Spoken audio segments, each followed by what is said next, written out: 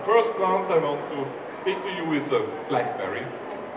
And you know, you remember perhaps the blackberries in your grandmother's garden with thorns and growing everywhere, invasive, you could say today. And about 20 years ago, I heard from a state breeding program in Arkansas, in the United States. There, Professor Jim Moore was breeding new blackberries. So we brought some of the plants to Switzerland and tested them. And at that days, my nursery was much smaller, so I forgot the plant. And after 2 or 3 years, my aunt, at that time was my partner, I started my nursery in the farm of my aunt. She came to me and said, "There's such a nice blackberry, come and see, come and have a look." And that was the birth of the Navajo blackberry, Navajo variety. What was the advantage of, or is the advantage of the Navajo blackberry? It's upright growing. You don't have to have a trellis or something like that, a big structure. You can have a stick or a stack or what, a pole, and that's it. You can grow it on 1 meter square on a pole. You can bind up 2 or 3 branches and you will have fruit on the laterals. So easy to grow. Easiness to grow is a key point. And that is the success of the Navajo blackberries. Later on we began to breed. So we had the variety of this Professor Jim Moore, and we thought we can make it better.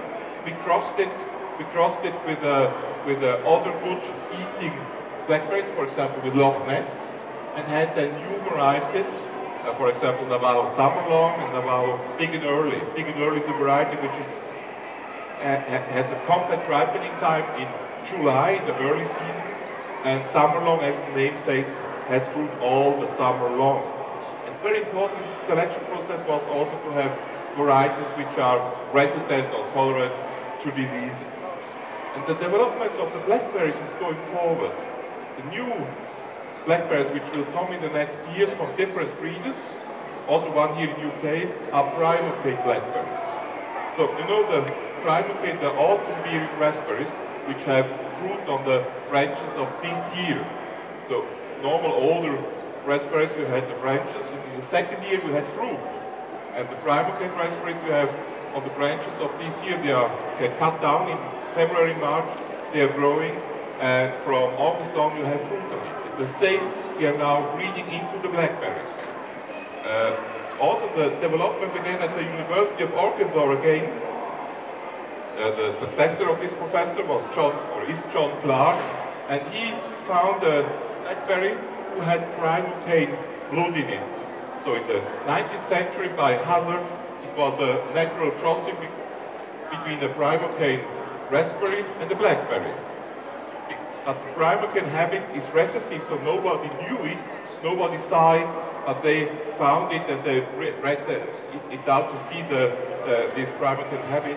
And with this material, we have begun to breed, and other breeders have begun to develop new varieties.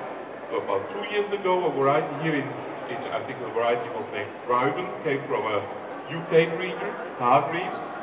And we will bring this year our first primocane variety, which is named Diretissima, because it has directly fruit. For the next 5 to 6 years, the quality of the fruit of the primocane blackberries will not be the same of the older ones. The older ones are better. This Navajo variety, the upright ones, are better. But it's nice to have them in a pot, these primocane ones. It's easy, you can cut it down, and they are growing. You will have big white blooms on them, and afterwards we have fruit the same season. And next spring, same thing again. You can cut it down and again fruit. So it's easy, but the quality for the next 5 to 10 years will not be the same as from the older ones. So that is a story to tell you how important it is to have easy to grow varieties.